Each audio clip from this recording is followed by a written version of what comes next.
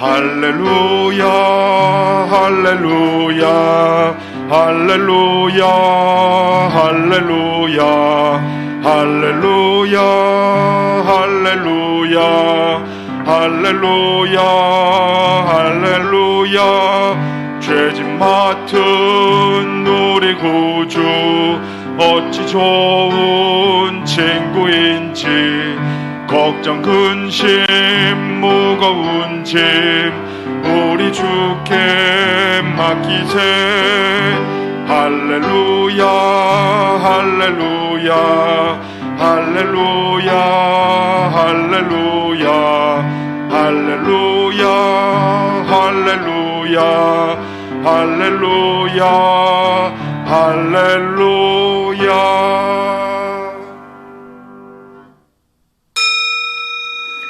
하나님은 영이시니 예배하는 자가 신령과 진정으로 예배할지니라. 아멘.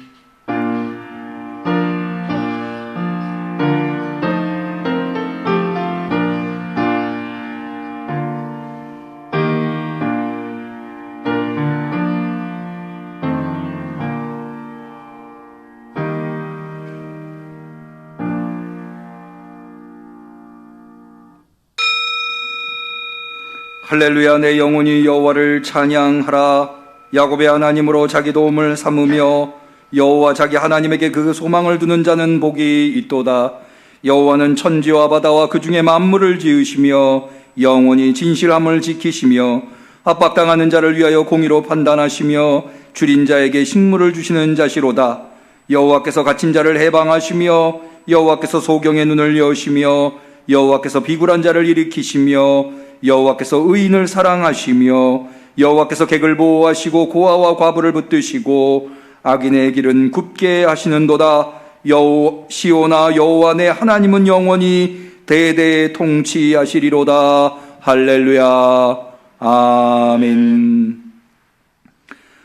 오늘 일제의 억압 속에 전혀 미래를 내다볼 수 없던 이 민족에게 해방을 허락하시고 자유를 주시어 그 이후로 현대의 역사 속에 위대한 나라, 위대한 민족으로 대한민국을 일으켜 주신 하나님 앞에 2021년도 광복절을 맞이하여 거룩한 성일에 진심 어린 감사로 예배 올려드리나이다. 우리의 예배를 받아 주옵소서. 우리에게 빛을 허락하옵소서. 예수님의 이름으로 기도 올리옵나이다. 아멘.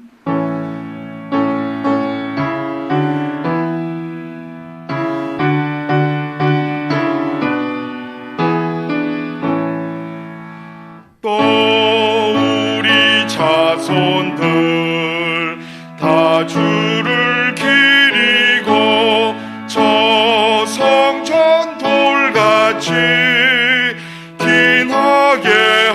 하소서. 주 구원하신 능력을 주 구원하신 능력을 늘 끝날까지 주소서. 아멘. 성령을 보내주시사 예배의 주님 되신 하나님 앞에 우리의 신앙을 고백할 때에 전능하사 천지를 만드신 하나님 아버지를 내가 믿사오며 그 외아들 우리 주 예수 그리스도를 믿사오니 이는 성령으로 잉태하사 동정녀 마리아에게 나시고 본디오 빌라도에게 고난을 받으사 십자가에 못 박혀 죽으시고 장사한 지 사흘 만에 죽은 자 가운데서 다시 살아나시며 하늘에 오르사 전능하신 하나님 우편에 앉아 계시다가 저리로서 산 자와 죽은 자를 심판하러 오시리라. 성령을 믿사오며 거룩한 공회와 성도가 서로 교통하는 것과 죄를 사하여 주시는 것과 몸이 다시 사는 것과 영원히 사는 것을 믿사옵나이다. 아멘.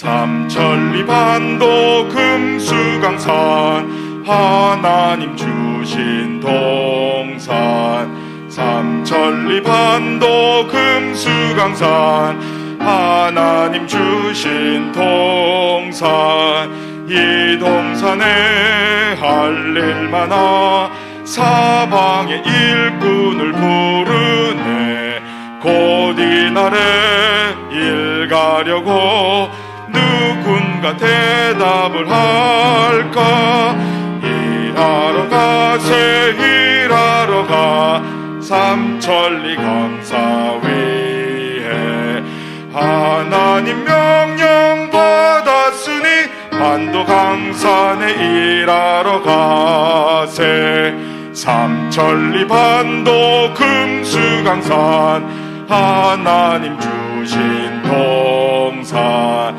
삼천리 반도 금수강산 하나님 주신 동산 봄 돌아와 밭 갈 때니 사방의 일꾼을 부르네 곧 이날에 일 가려고 누군가 대답을 할까 일하러 가세 일하러 가 삼천리 강사 위에 하나님 명령 받았으니 반도 강산에 일하러 가세 삼천리 반도 금수강산 하나님 주신 동산 삼천리 반도 금수강산 하나님 주신 동산 곡식이고 거둘 때니 사방의 일꾼을 부르네 곧 이날에 일 가려고 누군가 대답을 할까 일하러 가세 일하러 가 삼천리 강사 위에 하나님 명령 받았으니 반도 강산에 일하러 가세. 오늘은 2021년도 광복절입니다. 방금 같이 부른 삼천리 반도 금수강산의 작사자는 남궁옥 선생님입니다. 남궁옥 선생님은 기독교인으로서 우리나라가 일제역압 속에 있을 때 청년들의 민족의 기상을 일으켜 세우고자 활동한 유명한 분이십니다. 이분은 민족의 정기를 일으키고자 우리나라 국화인 무궁화를 삼천리에 전파한 장본인이시기도 합니다. 남궁옥 선생님은 독립을 보지 못하고 세상을 떠나셨습니다. 그러나 이 남궁옥 선생님의 제자들에게는 곧 독립이 올 거니 그것을 미리 준비하라고 하는 의미에서 이 삼천리 반도 금수강산이라고 하는 찬양으로 그들을 독려했습니다. 오늘 2021년도 광복절 맞이해서 광복절 기념주일 예배를 드릴 때에 우리가 이 찬송을 부르는 것이 뜻깊은 일이 아니라 할 수 없습니다. 이어서 광복절 공동기도문으로 하나님 앞에 기도 올리겠습니다. 광복절 공동기도문은 우리가 늘 하던 대로 인도자 부분은 제가 하고 회중 부분을 우리 성도님들께서 기도해 주시면 되겠습니다. 기도드리시겠습니다. 하나님의 은혜로 우리는 새성전에서 광복절을 맞이하였습니다. 해방의 하나님을 찬양합니다. 하나님은 우리 민족을 일제로부터 해방시켜 주셨습니다. 해방의 하나님을 찬양합니다. 하나님은 우리 민족에게 일제의 억압에 굴하지 않고 민족의 독립을 위하여 수고한 독립운동가를 주셨습니다. 해방의 하나님께 감사합니다. 하나님은 우리 민족에게 고난 속에서 신사참배를 거부하고 민족을 위하여 기도한 순교자들의 기도를 들어주셨습니다. 해방의 하나님께 감사합니다. 한국과 일본이 평등하고 공평하며 평화로운 이웃이 되게 하옵소서. 우리를 긍휼히 여기소서. 과거의 죄와 잘못을 고백하고 미래를 향하여 용서하며 화해하게 하옵소서. 우리를 긍휼히 여기소서. 지난날의 매듭을 풀고 미래를 향하여 함께 나아가게 하옵소서. 우리의 소원을 들어주소서. 역사의 주인신 하나님께 남북의 평화 통일과 동북아시아의 평화를 이루어 주소서. 우리의 소원을 들어주소서. 화평하게 하는 자는 복이 있나니 그들이 하나님의 아들이라 일컬음을 받을 것이미요. 만유의 주 되신 예수 그리스도로 말미암아 화평의 복음을 전하는 믿음의 사람이 되게 하소서. 같이 합니다. 예수님의 이름으로 기도합니다. 아멘.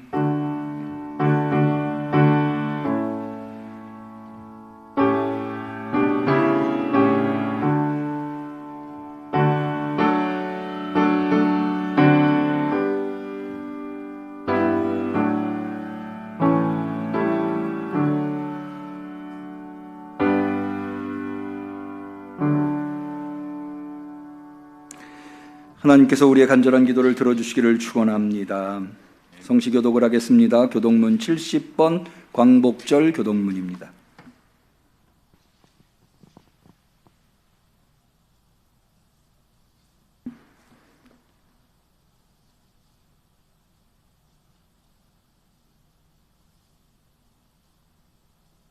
교독문 70번 광복절.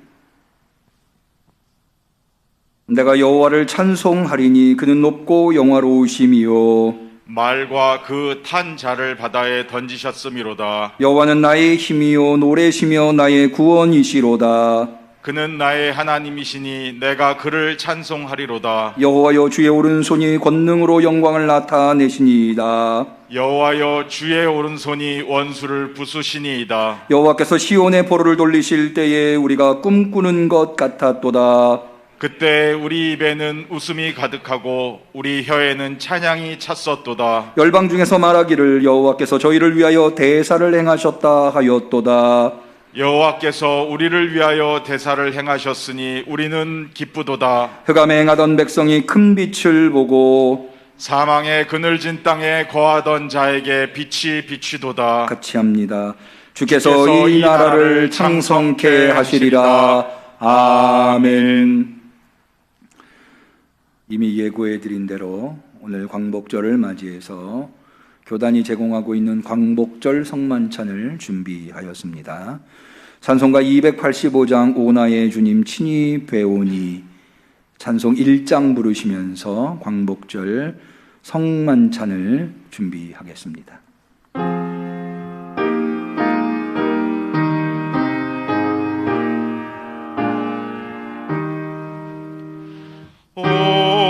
나의 주님 친히 배우니 영원한 세계 밝히 나타나 한없는 은혜 길이 누리니 주님께 모든 염려 맡기리. 아멘.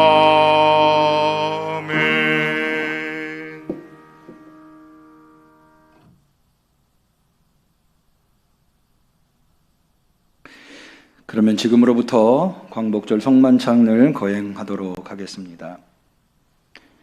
식탁으로의 초대. 형제자매 여러분, 우리가 지금부터 기쁨에 찬 주님의 만찬을 가지려고 합니다. 모든 하나님의 백성들이 동서남북으로부터 와서 하나님 나라에 들어와 함께 이 잔치에 참여할 것입니다. 누가복음에 의하면 부활하신 주님께서 제자들과 함께 식탁에 앉으사 떡을 집으시고 축사하신 후에 떼어 제자들에게 주셨을 때에 제자들의 눈이 열려서 부활하신 주님을 알아보았다고 하였습니다. 이것은 주님께서 우리들에게 베풀어 주시는 식탁입니다. 우리 주님께서는 당신을 믿고 따르는 모든 사람들을 초대하십니다. 우리 모두 주님께서 우리를 위해 예비하신 하늘나라의 잔치에 참여합시다. 대감사 기도를 같이 드립니다. 주님께서 여러분과 함께 또한 목사님과도 함께 마음을 주님께로 드십시오. 우리의 마음을 주님께 드나이다. 주님께 감사합시다. 마땅하고 옳은 일입니다. 하늘과 땅을 창조하신 전능하신 하나님, 언제 어디서나 하나님께 감사를 드리는 것은 마땅하고 옳고 기쁜 일입니다. 하나님께서는 하나님의 형상으로 우리를 지으셨으며 생명의 숨을 불어넣으사 사람이 되게 하셨습니다. 저희가 돌이켜 하나님을 사랑하지 않을 때에도 우리를 향하신 하나님의 사랑은 변함이 없으셨습니다. 하나님께서는 우리를 일제의 압제로부터 구해 주시사 전능하신 하나님의 언약의 백성으로 삼아 주셨습니다. 하나님께서는 예언자들을 통하여 말씀하시기를 정의가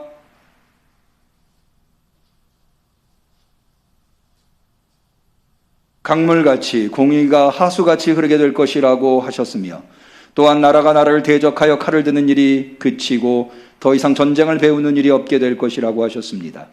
그러므로 땅 위에 있는 모든 하나님의 백성들과 하늘의 천군 천사들과 더불어 우리가 주님의 성호를 찬양하고 끝없는 찬송을 주님께 드립니다. 거룩하시다, 거룩하시다, 거룩하시다. 만군의 주 하나님, 하늘과 땅에 주님의 영광이 가득합니다. 지극히 높은 곳에서 호산나. 주의 이름으로 오시는 이여 복되시도다. 지극히 높은 곳에서 호산나. 하나님은 거룩하시며 성자 예수 그리스도도 복되십니다. 하나님의 성령으로 예수님을 인치시사 가난한 자에게 복된 소식을 전하게 하셨습니다. 눌린 자에게 자유를 선포하고 보지 못하는 자들에게 다시 보게 하셨으며, 포로된 자에게 자유를 주시고 하나님께서 자기의 백성을 구원하실 때가 이르렀음을 선포하게 하셨습니다. 주님께서 병든 자들을 고치시고 줄인 자들을 먹이셨으며 죄인들과 함께 잡수셨습니다.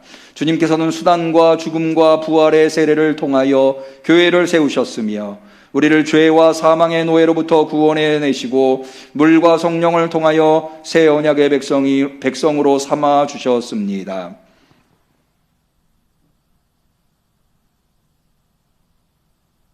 우리를 위하여 주님 자신을 주시던 날 밤에 주님께서 떡을 집으사 축사하시고 떼어 제자들에게 주시며 말씀하셨습니다. 받아 먹어라.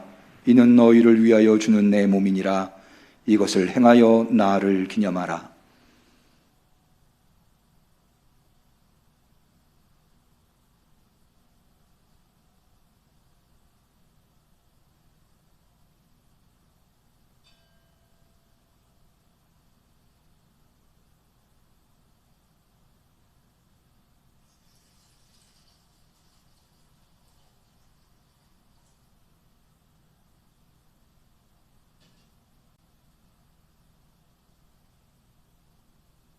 저녁이 끝난 후에 주님께서는 잔을 가지사 축사하시고 제자들에게 주시며 말씀하셨습니다. 너희가 모두 이것을 받아 마시라. 이는 너희와 많은 사람의 죄를 사하려고 흘리는 바 나의 피 곧 새 언약의 피니라. 너희가 마실 때마다 이것을 행하여 나를 기념하라.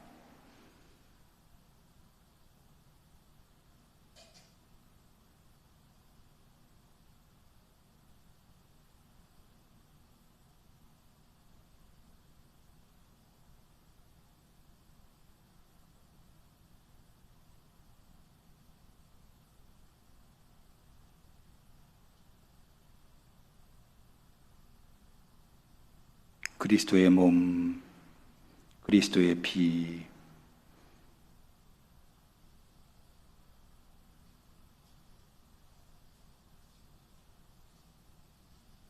그러므로 예수 그리스도 안에서 행하신 하나님의 이 모든 전능하신 일을 기념하며 그리스도의 거룩하신 희생과 더불어 우리들 자신을 거룩하고 산 희생의 제물로 드립니다. 신앙의 신비를 우리가 선포할 때에 주님께서 죽으셨습니다. 주님께서 부활하셨습니다. 주님께서 다시 오십니다. 오 주여, 이 자리에 모인 우리들과 이 예물들 위에 주님의 성령을 부어주시사 이 떡을 떼고 이 잔을 마실 때에 살아계신 그리스도께서 이 자리에 함께 하심을 우리가 알게 하시옵소서. 그리스도의 피로 구원받은 우리가 이 떡과 잔을 통하여 새로워지게 하시고 장차 천국에서 하나님과 함께 주님의 식탁에서 영원히 먹게 될 때까지 우리를 주님의 은혜 가운데 보존하여 주시옵소서. 예수 그리스도를 통하여 그리스도와 함께 그리스도 안에서 성령의 하나 되게 하심으로 모든 존귀와 영광이 세세토록 주님께 있사옵나이다. 아멘. 이제 비대면으로 성찬에 참여하시는 분은 같이 계신 분들의 대표자가 떡과 포도주를 나누어 주시고, 이 대면 예배에 참여하신 분들은 앞으로 나오셔서 떡과 잔을 받아주시면 되겠습니다. 차례대로 앞으로 나오시지요.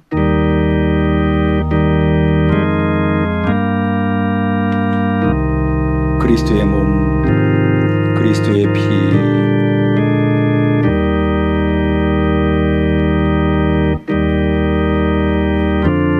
그리스도의 몸, 그리스도의 피,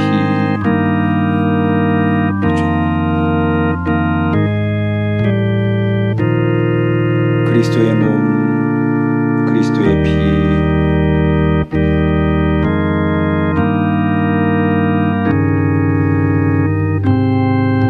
그리스도의 몸, 그리스도의 피,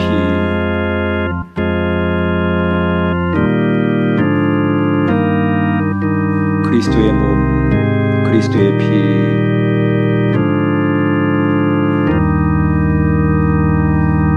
그리스도의 몸, 그리스도의 피. 그리스도의 몸, 그리스도의 피.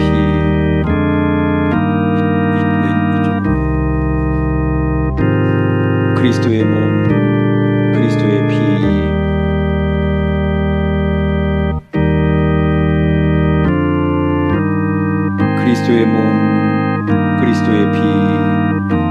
피. 그리스도의 몸, 그리스도의 피. 그리스도의 몸, 그리스도의 피.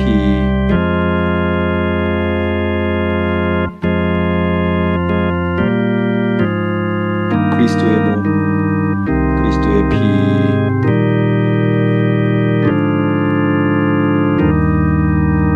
그리스도의 몸, 그리스도의 피.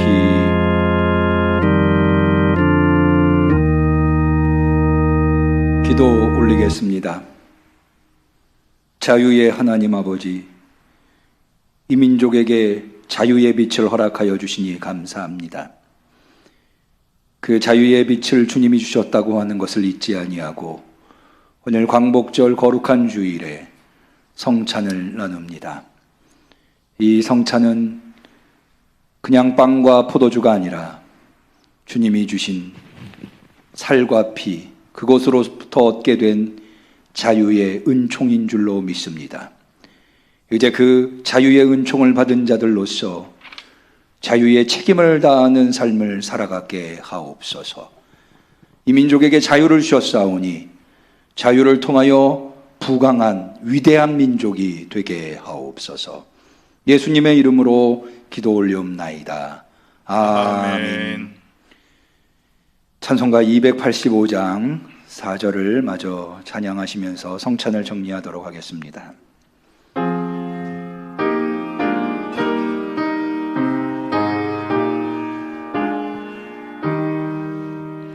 주님의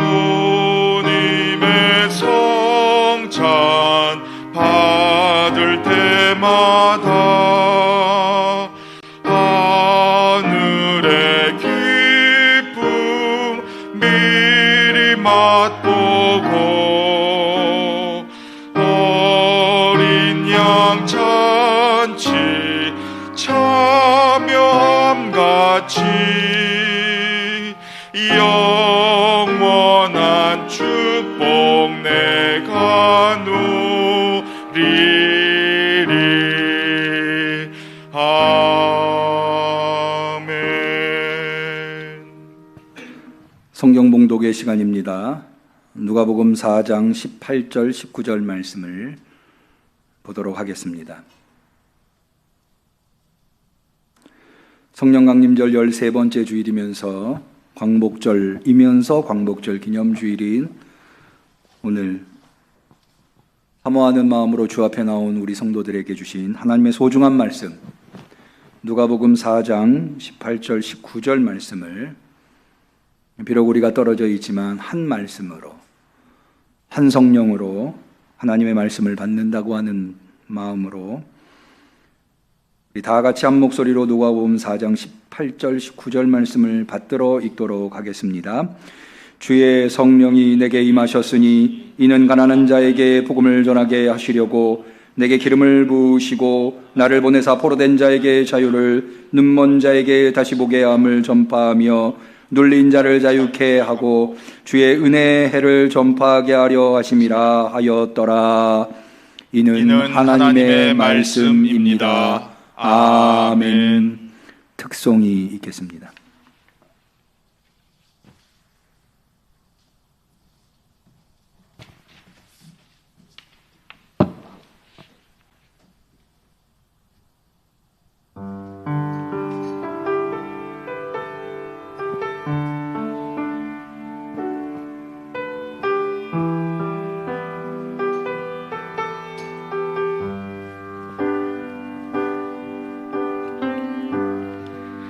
빛이 없는 바다에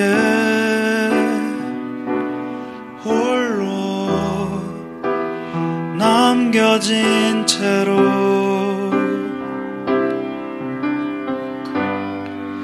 나는 주를 바라네. 예수 내 손 잡아주시네.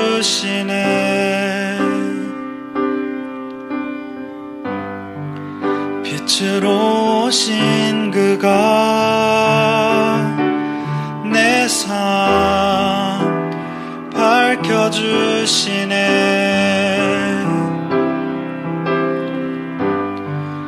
나는 주를 따르리. 내 평생 주 사랑하리라.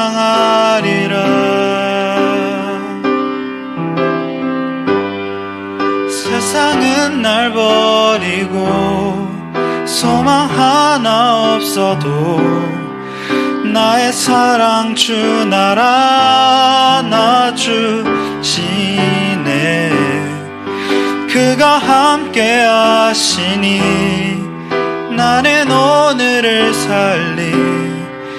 나의 사랑 주 나라 놔주시네.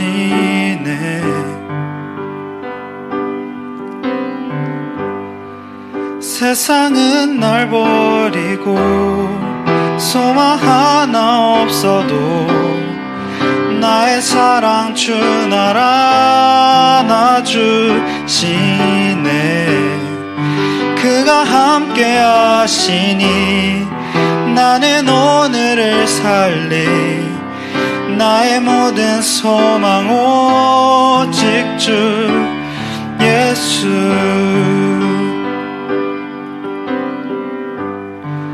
빛으로 오신 그가 내 삶 밝혀주시네. 나는 주를 따르리. 내 평생 주 사랑하리라. 세상은 날 버리고 소망 하나 없어도 나의 사랑 주 나라 놔주시네. 그가 함께 하시니 나는 오늘을 살리. 나의 모든 소망 오직 주 예수. 세상은 날 버리고 소망 하나 없어도 나의 사랑 주 나라 놔주시네. 그가 함께 하시니 나는 오늘을 살리. 나의 모든 소망 오직 주 예수.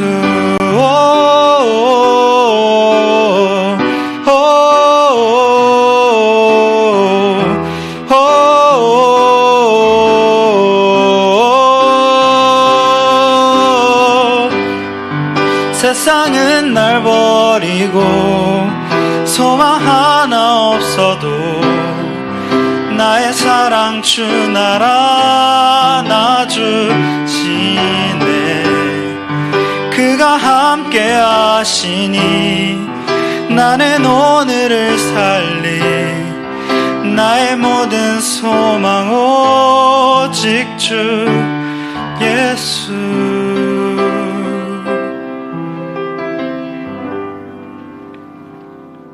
아멘.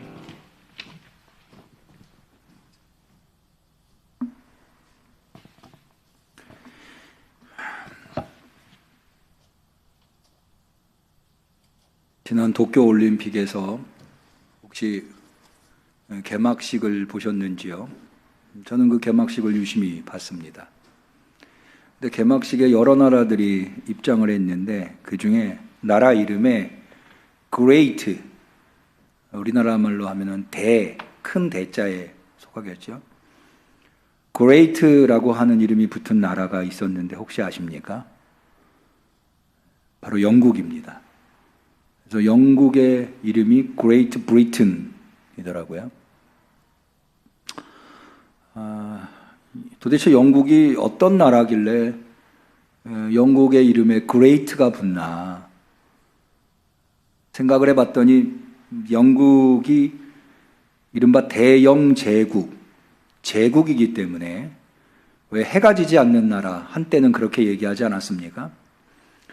그래서 이제 제국이기 때문에 Great Britain이라고 하는 이름이 붙지 않았나. 근데 사실 제국하면은 우리가 잘 와닿지 않습니다만은 여러 나라가 한 국가를 이룬 것을 제국이라고 하죠. 제군, 여러 사람들을 의미하고 제국, 여러 나라들이 한 국가를 이루는 것. 영국이 수많은 지구촌에 있는 나라들을 식민지로 삼아서 제국을 이룬 거죠. 역사 속에는 많은 제국들이 있었죠. 성경과 연관지어서 생각해 보면 로마 제국이 있었고, 그 전에는 바벨론 제국, 그 전에는 아수르 제국, 또 페르시아 제국도 있고요. 근데 사실 역사 속에 이 제국이라고 하는 이름을 가지고 있는 나라들이 어떻게 제국이 됐는가 하면 앞서 말씀드린 대로 다른 나라에 침략했기 때문에, 그래서 그 나라를 식민지로 만들었기 때문에 제국이라고 하는 거죠. 일본도 역시 마찬가지예요. 우리가 일본 제국 이렇게 얘기하는 것도 그런 의미입니다. 그러니까 여러 나라가 한 국가가 되기 위해서는 그 모체가 되는 국가가 그런 나라들에게 쳐들어가서 침략해서 식민지로 삼은 거죠. 거기에 이제 영국이 Great Britain이라고 하는 이름을 갖게 된 배경이라 하겠습니다. 그런데요, 이 도쿄 올림픽에 입장한 수많은 나라들 중에 이 Great, 대자가 붙은 나라가 또 하나가 있는데 혹시 아시나요? 우리나라입니다. 우리나라, 대한민국. 제가 이렇게 이야기하는 이유가, 여러분 우리나라가 몇 번째로 입장했냐면 103번째로 입장을 했습니다. 많은 사람들이 왜 우리나라가 103번째로 입장했을까 궁금해 하시는데 제가 그걸 좀 찾아봤어요. 근데 올림픽을 개최하는 국가는 개회식 때 입장하는 순서를 둘 중에 하나를 선택할 수 있다 하더라고요. 일반적으로는 이 영어가 국제 공용어이기 때문에 알파벳 순, A, B, C, D 순으로 입장을 하는 경우가 있고요. 또 하나는 개최국의 언어의 알파벳 순. 만약 우리나라가 개최했다면, 우리나라도 88년에 올림픽을 개최하지 않았습니까? 몇 년 전에 평창 동계올림픽도 개최를 했는데, 우리나라라고 하면 가나다라 순으로 입장을 하는 거죠. 그러니까 우리나라가 예를 들어서 제일 그러니까 가봉 하면은 우리 아프리카에 있는 가봉 있잖아요. 가나가 있고, 그런 나라들은 이제 우리나라 가나다라 순으로 따지면 앞쪽에 입장을 하게 되는 거죠. 그런데 일본 도쿄올림픽에서는 ABCD 순으로 입장하지 않고 일본의 단어, 일본의 알파벳 순으로 입장을 했다 하더라고요. 근데 저도 이번에 처음 알았는데 일본의 알파벳이 이렇게 된다 하더라고요. 아이우에오, 가키쿠케코 이렇게 된다 하더라고요. 근데 일본이 우리나라를 되게 강꼬꾸라고 하거든요. 일본어로 강꼬꾸 이렇게 하면 한국 이렇게 얘기하는. 이게 강꼬꾸 하니까는 아이우에오, 카키쿠케코 하니까는 앞쪽에 와야 되지 않겠습니까? 그런데도 불구하고 뒤쪽에 오는 거예요. 이유가 뭐냐면 일본이 우리나라를 강꼬꾸라고 부르지 않고 흔하진 않지만 일본에서도 우리나라를 다이칸민코쿠, 다이칸민코쿠가 뭐냐면 대한민국이라고 부르는 경우가 있어요. 그러니까는 다이칸쿠케코로 다이칸민코쿠라고 불러서 이게 이제 뒤쪽으로 가게 된 거죠. 그러니까 우리나라도 대자가 들어있게 된 것이다. 저는 기분이 좋았습니다. 다른 나라도 아니고 일본이 우리나라를 대한민국으로 불러준다고 하는 것이 뿌듯하고 자부심이 생기더라고요. 사실 우리나라는 인류 역사 속에, 유엔의 역사 속에 최초인 경우가 여러 가지가 있어요. 지난달 2일에 유엔의 무역개발회의라고 하는 곳이 있다 하더라고요. 아마 뉴스 보도를 통해서 들으신 분도 계실 텐데, 우리나라가 개발도상국, 이전까지는 개발도상국에 속해 있었는데 지난달 7월 2일에 처음으로 이 유엔 무역개발회의에서 선진국으로 인정한 최초의 국가라 합니다.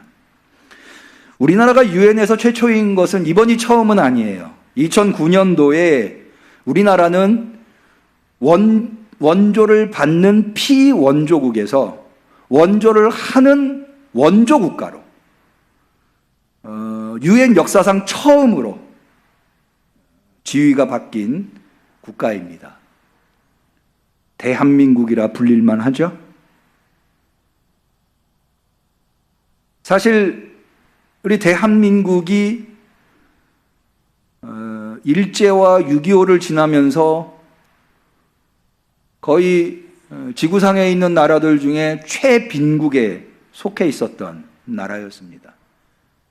그런데 21세기에 들어와서 대한민국은 어떻게 이렇게 가히 위대한 국가라고, 나라라고 하는 대한민국이 될 수 있었을까요? 앞서 제가 영국이 왜 그레이트라고 하는 이름이 붙었는지에 대해서 설명을 드렸죠? 식민국가였는 침략국가였기 때문에 가능한.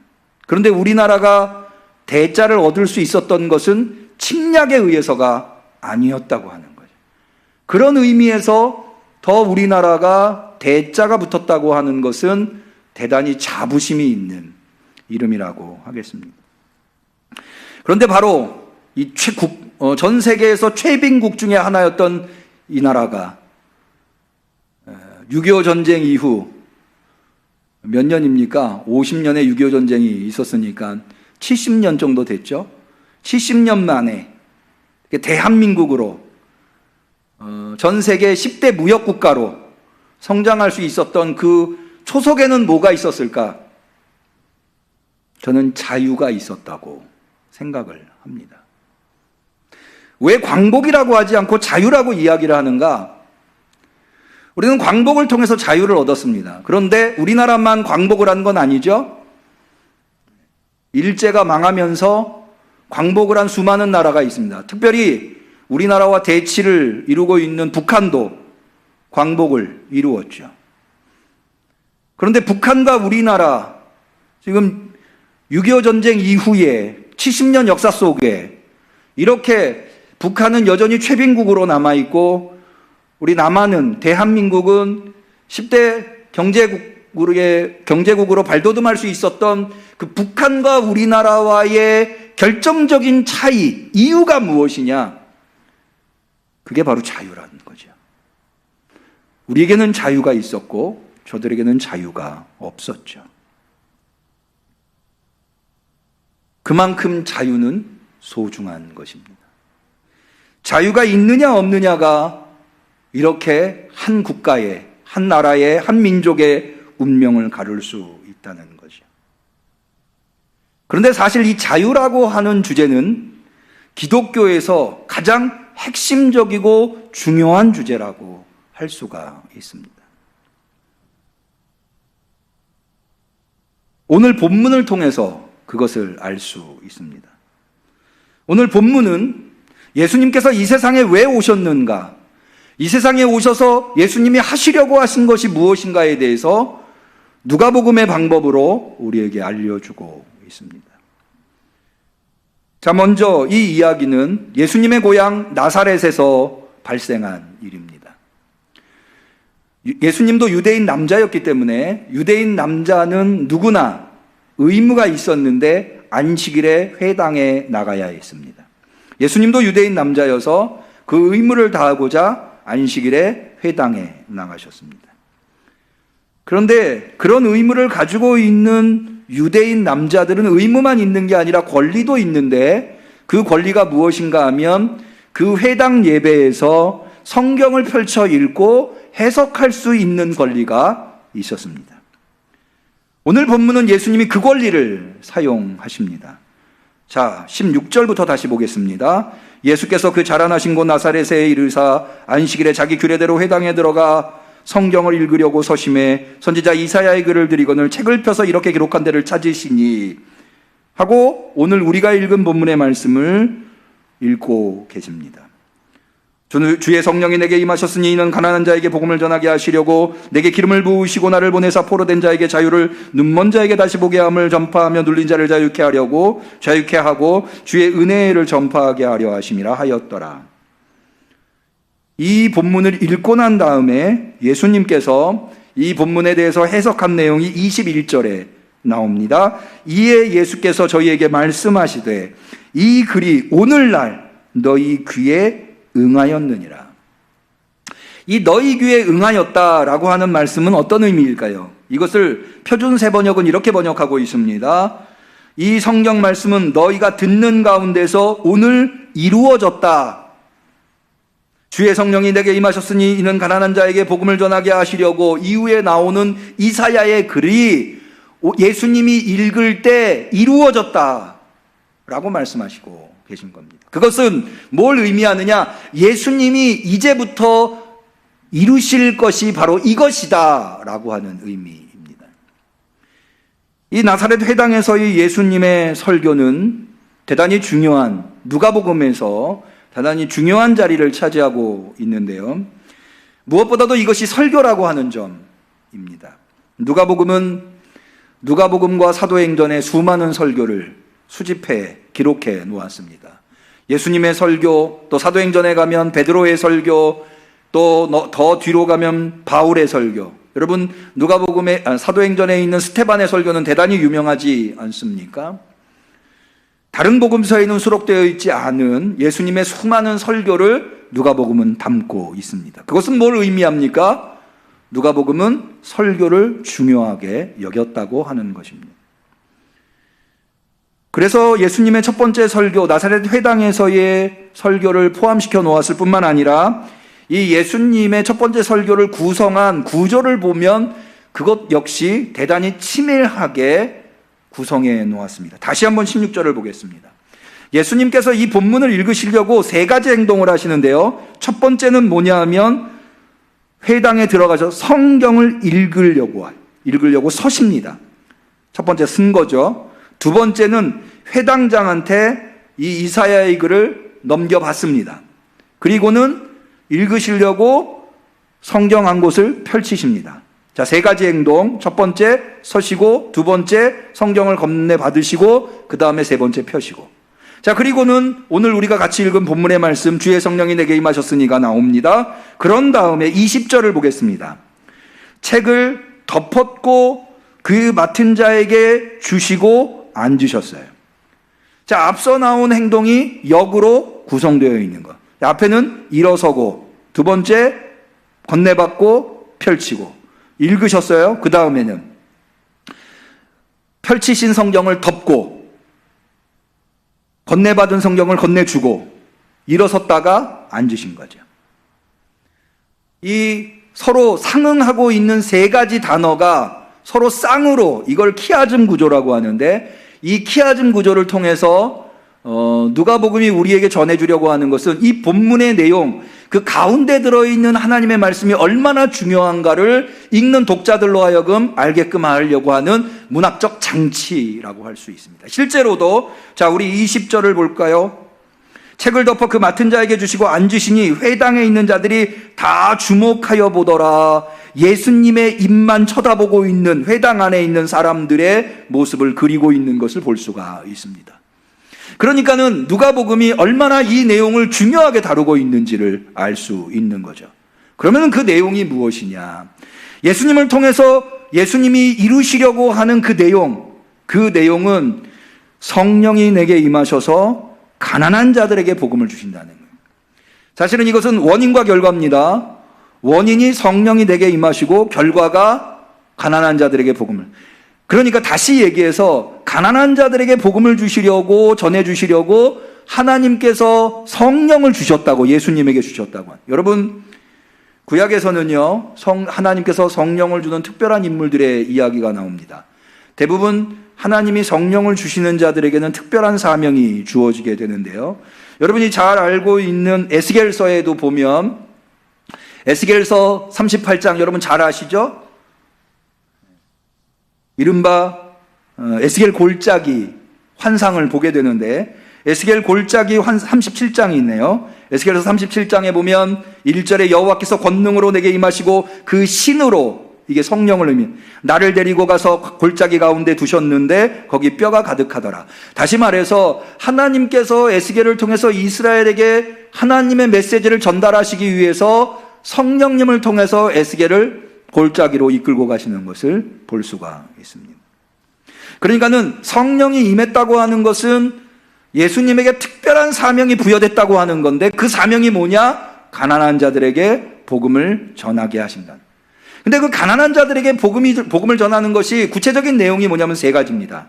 첫 번째가 포로된 자에게 자유를, 두 번째가 눈먼 자에게 다시 보게 함을, 세 번째가 눌린 자에게 자유케 하는. 한마디로 얘기해서 억눌린 자들에게, 포로된 자, 눌린 자, 눈먼 자, 다 억눌린 자들이, 이 억눌린 자들에게 자유를 주시는 것, 이것이 바로 가난한 자들에게 복음이 된다. 복음이라고 하는 유앙겔리온, 기쁜 소식이거든요. 그럼 왜 자유를 주는 것이 가난한 자들에게 복음, 유앙겔리온이 될 수 있느냐? 여러분, 고대에서, 오늘날도 사실은 크게 다르지 않습니다만은, 가난이라고 하는 것, 가난한 자라고 하는 것은 어떤 상태를 의미합니까? 일단 첫 번째로 경제적인 억압이 있습니다. 먹고 사는 문제 때문에, 경제적인 문제 때문에 수많은 억압에 갇혀 있는 게 가난한 자입니다. 두 번째로 질병의 억압에 놓여 있습니다. 오늘날도 가난한 자들이 얼마나 질병으로 시달리고 있는지를 알 수 있습니다. 뿐만 아니라 가난한 자들은 사회적인 억압이 있습니다. 가난하기 때문에 무시당하고, 가난하기 때문에 억울한 일을 당하고, 가난하기 때문에 자신의 이야기를 제대로 할 수 없는 이 상황, 이것이 바로 가난한 자들에게.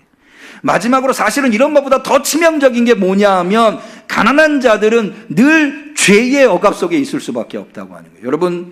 여러분들이 오늘 이렇게 거룩한 성일에 주 앞에 나와서 예배 드릴 수 있다고 하는 것은 오늘 먹을 거리가 마련되어 있기 때문입니다. 사실 하루 벌어 하루 먹고 살 수밖에 없는 사람들은 회당에 나와서 예배를, 아까 말씀드렸죠. 유대인 남자라면 누구라도 예배를 드려야 하는 의무가 있다고 하는 것. 그런데 그럼에도 불구하고 가난한 자들은 안식일인데도 회당에 나와서 예배를 드릴 수가 없었어요. 왜? 그날 내가 일하지 않으면 가족을 먹여 살릴 수가 없었기 때문이었어요. 오늘날도 마찬가지입니다. 사실 우리 청년들과 함께 지내다 보면 청년들이 주일 예배 못 나오는 이유, 아르바이트를 나가야 돼서. 가난 때문에 일어나는 현상들인 거예요. 당시에 예배 드린다고 하는 것은 예수님 시대에는 제사를 드린다고 하는 의미였어요. 제사 드리려면 뭐 가져가야 돼요? 재물 가져가야 되잖아요.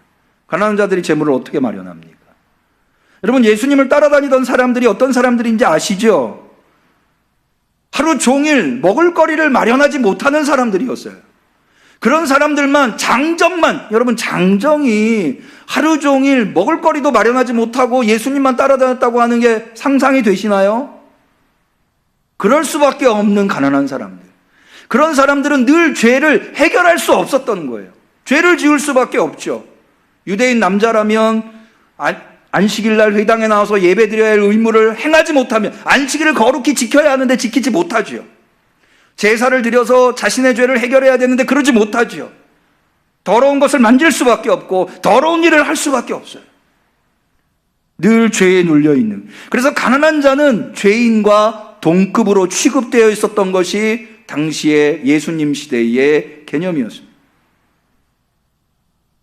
그런데 그렇게 억압받고, 물질로 억압받고, 질병으로 억압받고, 사회적인 시선에 억압받고, 또 죄에 의해서 억압받고 있었던 그 가난한 자들에게 예수님은 자유를 주시기 위해서 오셨다고 합니다. 이것은 놀라운 하나님의 은혜가 아닐 수 없습니다. 그래서 이것에 대해서 새로운 정의를 마지막에 내리는데 19절에 주의 은혜의 해를 전파하게 하려 하십니다. 여기 은혜의 해라고 하는 것은 주빌레, 희년을 의미합니다. 여기 은혜의 해라고 번역되어 있습니다만은 사실은 사면의 해입니다. 이 희년은 사면의 해죠. 모든 빚이 탕감이 됩니다. 빚에 의해서 조상으로부터 물려받은 부동산, 재산들을 팔아넘길 수밖에 없는 자들에게, 원주인에게 돌려주게 되어 있죠. 사면의 해인 것입니다. 여러분, 죄는 누구밖에 사면할 수 없습니까? 하나님이 사면해 주신. 그래서 가난한 자들에게 복음을 전하는 것, 그들에게 그것이 왜 기쁜 소식이냐? 예수님이 오셔서 자유를 준다고 하는 것이 왜 기쁜 소식이냐? 하나님이 예수 그리스도를 통해서 죄를 사면해 주시겠다고 하는 선언이시기 때문에, 죄를 용서받을 길이 없고 구원받을 길이 없는 그 가난한 자들에게 예수님께서 사면을 선포해 주시는 거죠. 그렇기 때문에 그것이 그들에게 기쁜 소식, 유앙겔리온 복음이 될 수밖에 없는 것이었습니다. 목사님, 우리는 이미 자유를 얻은 사람들인데 가난한 사람들, 물론 스스로 가난하다고 느낄 수도 있지만 그렇게 오늘 먹거리 없어가지고 억압받는 사람들은 아니잖아요. 이미 자유를 누리고 있는 우리한테 그럼 예수님은 더 이상 필요 없는 겁니까? 여러분, 진짜 자유를 누리고 계십니까? 사실 인간은 하나님 아니면 자유를 누릴 수 없습니다. 하나님으로 말미암아 인간은 근본적으로 자유를 누릴 수 있어요. 무슨 얘기냐? 이거 좀 어려운 얘기가 될 수 있는데 잘 들어보세요. 잘 따라와 보세요. 자, 하나님은 어떤 분이십니까? 전지전능하신 분입니다. 전지전능한 분이에요. 그렇게 믿으시죠? 그런데 하나님이 전지하시다는 것은 뭘 의미하냐? 하나님은 모든 걸 알고 계시다는 거예요. 자, 하나님은 제가 지금 이 종을 들지 말지를 알까요? 모르실까요? 아신다고 얘기해야 전지전능한 거죠. 하나님이 이걸 안다고 하는 것은 제가 이 종을 들지 말지가 결정되어 있다는 걸까요? 아직은 결정되어 있지 않다는 걸까요? 결정되어 있다는 거죠. 제가 들지 말지. 왜냐하면 결정되어 있는 것에 대해서만 알 수 있는 거지 결정되어 있지 않는데 어떻게 알 수 있습니까? 다시 말해서 하나님이 모든 걸 알고 있다고 하는 것은 하나님은 내가 태어날 때부터 내가 이 세상에서 생을 마감할 때까지 모든 과정이 다 결정되어 있다고 하는 것을 전제하고 있다는 거예요. 그렇다면 나에겐 자유가 없는 거예요. 마치 로봇가 프로그램되어 있는 대로 움직이듯이 나는 하나님이 나에게 프로그램하신 대로 움직일 수밖에 없는 겁니다. 그럼 나한테는 자유가 없는 거죠. 그러니까 다시 말해서 하나님의 전지전능성과 나의 자유라고 하는 것은 양립할 수 없다는 거예요. 그래서 하나님께서 하신 것이 있는데 바로 하나님의 전능성을 제한하셨어요. 나에게 자유를 주시기 위해서. 그게 바로 예수 그리스도세요. 하나님이시지만 인간의 몸으로 이 세상에 오심으로 말미암아 나에게 자유를 주신 것입니다. 그래야만이 내가 자유를 가질 수 있기 때문에. 그럼 도대체 하나님한테 왜 내가 자유를 갖는 게 그렇게 중요할까요? 하나님의 전능성을 제한하면서까지, 희생하면서까지, 전지성을 희생하면서까지 나에게 자유를 주시려고 하시는 걸까요? 하나님은 나와 신뢰의 관계, 믿음의 관계, 하나님은 나에게 진실한 믿음을 원하시기 때문에 그래요. 여러분, 진실한 믿음이라고 하는 것이 무엇일까요? 여러분, 로봇에게는 진실한 믿음의 관계를 이룰 수 없어요. 로봇은 프로그램되어 있는 대로만 움직이기 때문에. 여러분, 내가 하나님 앞에 진실한 믿음을 갖기 위해서는 하나님을 거부할 수 있는 자유가 있어야 해요. 하나님을 결코 거부할 수 없는데 그런 자유가 내게 없다면 내가 하나님을 믿고 내가 하나님을 신뢰하는 것은 진실할 수가 없어요. 그런데 하나님은 나에게 뭘 원하신다고요? 진실한 믿음을 원하세요.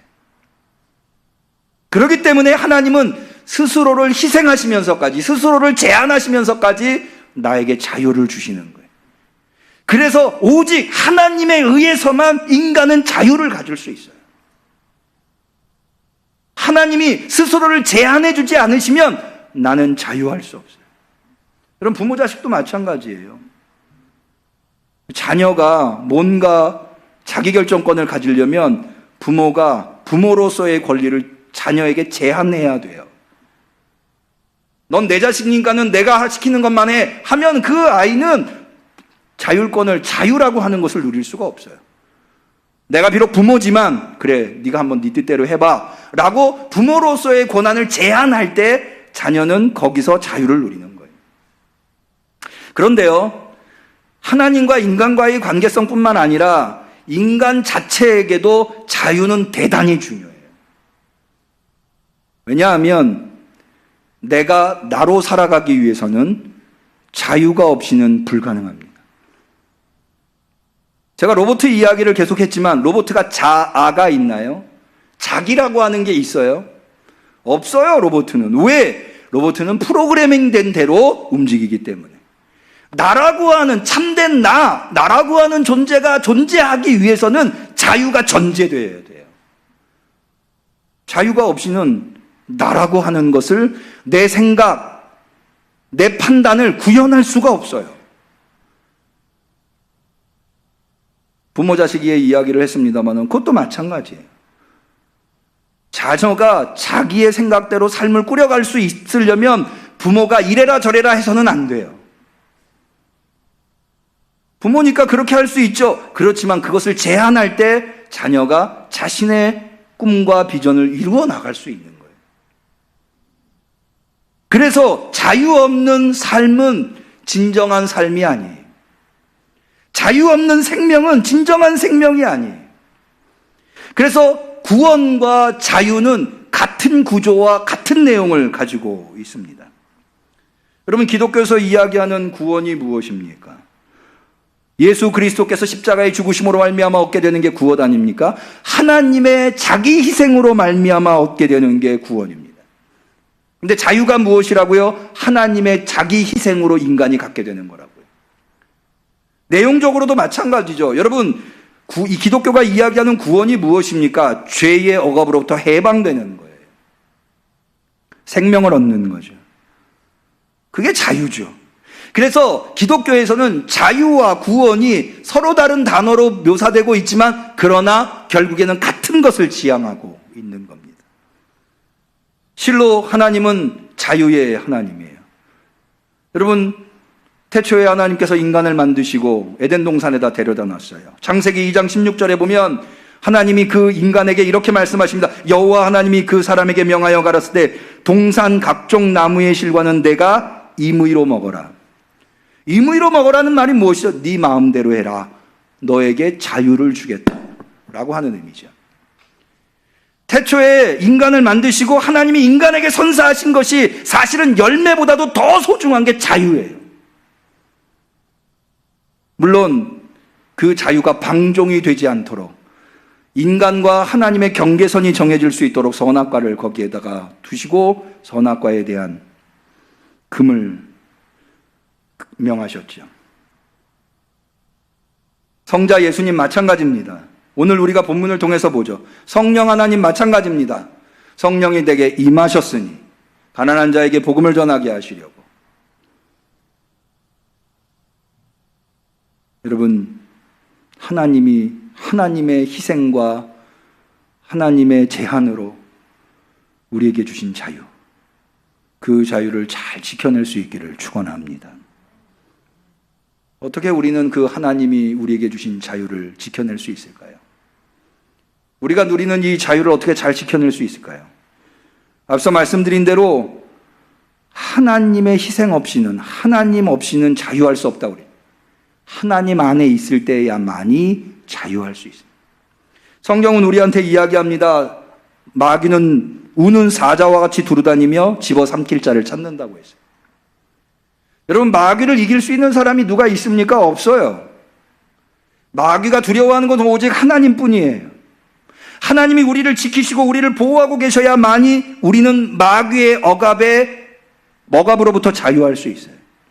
저는 모태신앙으로서 어렸을 때부터 하나님 안에서 살아왔다고 하는 게 얼마나 감사한지, 저는 종종 하나님 안에서 사는 것을 이렇게 표현합니다. 아버지 손 붙잡고 놀이동산에 온 삶이다.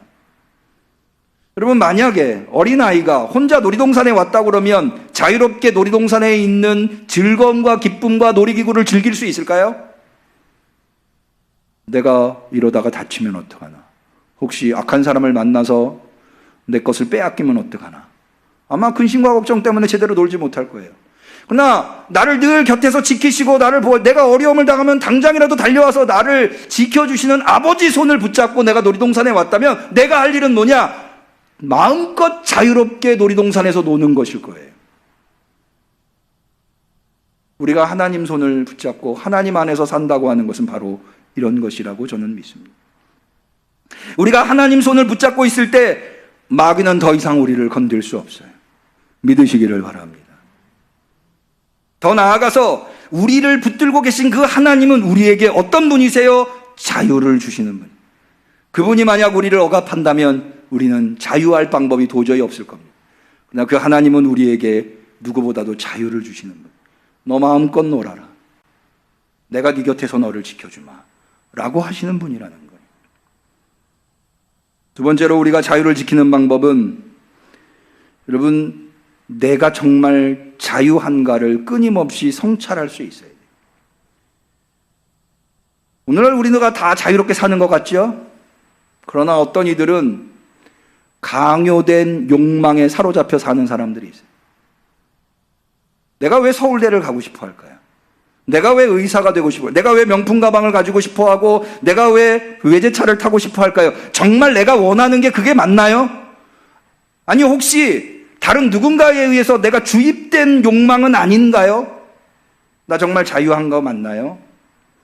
욕망뿐만이 아니에요. 미움도, 증오도 마찬가지. 누군가에 의해서 주입된 증오로 살아가는 사람들이 얼마나 많은지 몰라요.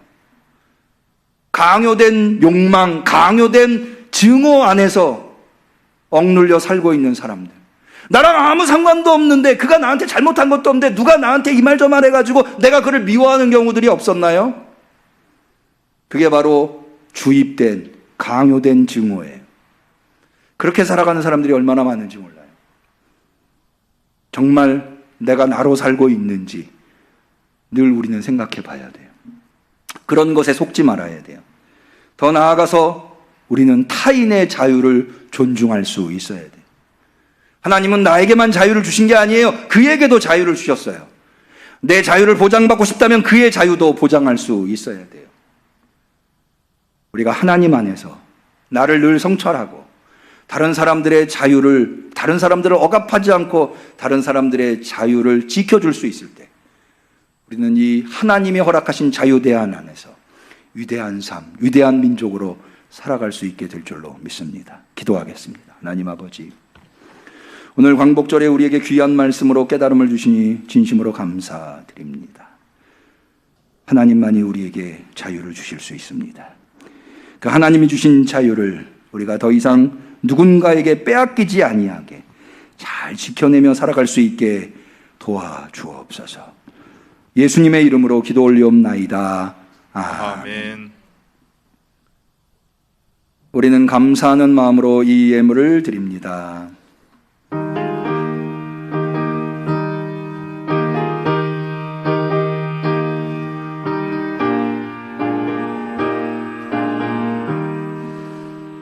주의 주실 화평 믿음 얻기 위해 너는 정성껏 기도했나. 주의 제단 앞에 모두 바치기 전 복을 받을 줄 생각나라. 주의 제단에 산 제사 드린 후에 주 내 맘을 주장하여 주의 뜻을 따라 그와 동행하면 영생 복락을 누리겠네.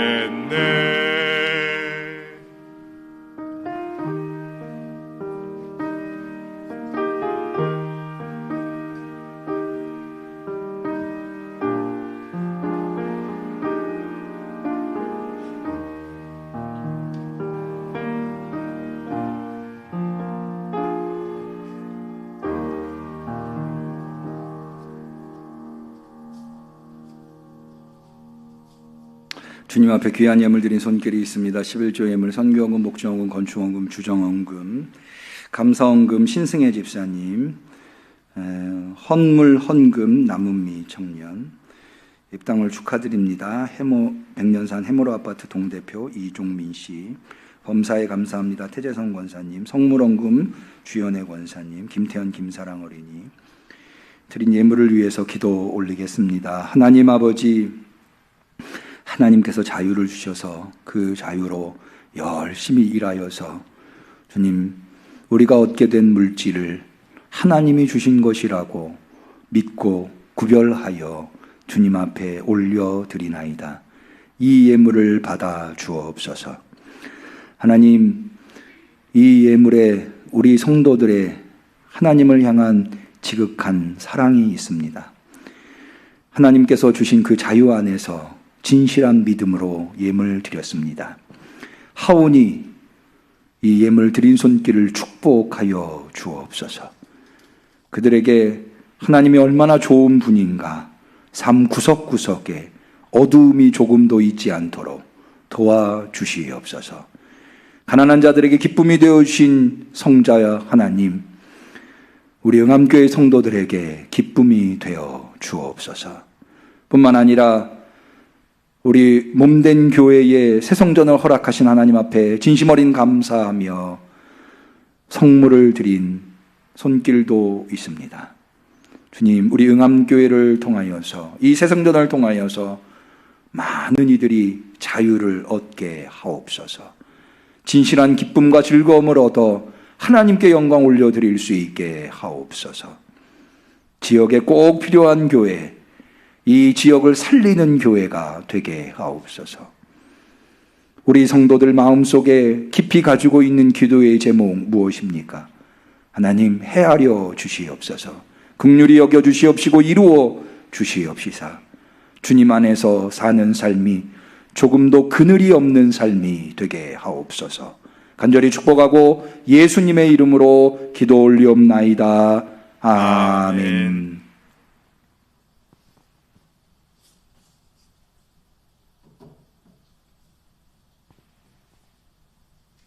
생일이신 분이 계시네요. 우리 정재성 집사님께서 이번 주가 생일이시네요. 몸이 좀 안 좋으신데 건강하셔서 서로 대면할 수 있기를 소망합니다. 축복해 주시기를 바랍니다. 교회 소식은 예배 전에 문자와 함께 나눠드린 순서지와 동일합니다. 지난 9일부터인가요? 2주간 더 코로나 방역 4단계가 연장되어서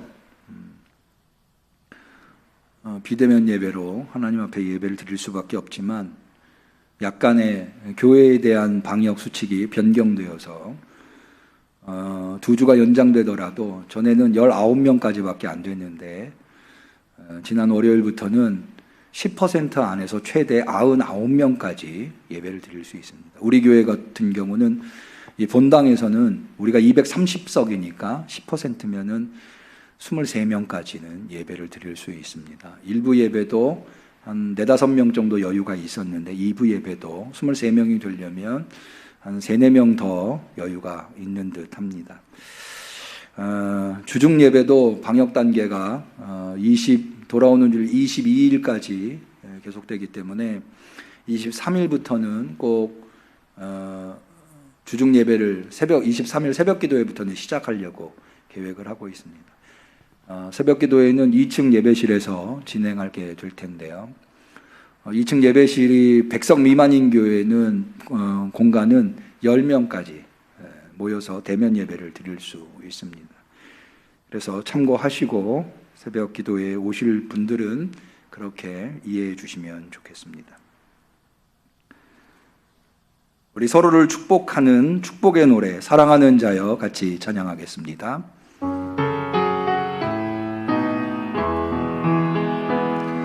사랑하는 자여 너의 영혼이 잘됨같이 언제나 범사에 잘되고 강건하기를 내가 간구하노라. 네, 하나님께 영광의 박수를 올립니다. 곁에 계신 분들과 서로 인사 나누겠습니다. 오늘은 광복절을 맞이해서 그리스도의 평화를 빕니다 라고 서로 인사를 나눴으면 합니다. 그리스도의 평화를 빕니다. 감사합니다. 송영하시겠습니다.